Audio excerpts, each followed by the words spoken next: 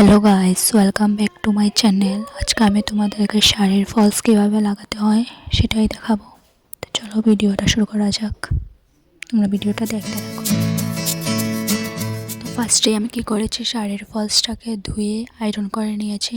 Iron করলে কি হয়, ফলসটা সুন্দরভাবে বসে।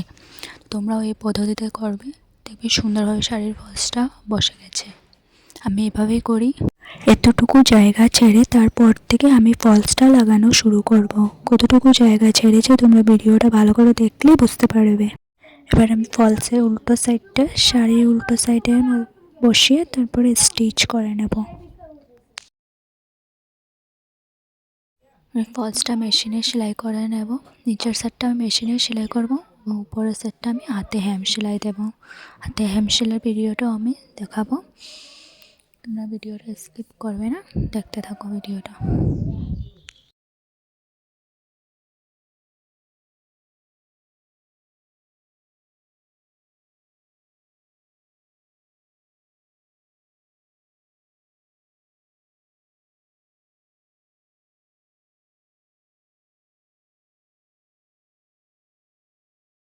নিচের পার্টটা আমার পুরো স্টিচ করা কমপ্লিট হয়ে গেছে।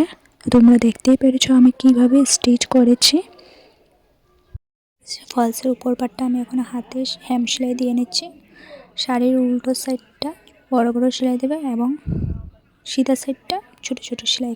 ভিডিওটা আমি জুম করে স্লো করে দেখাচ্ছি যাতে তোমাদের বুঝতে সুবিধা হয়। তোমরা ভালো করে দেখে নাও, দেখলেই বুঝে যাবে।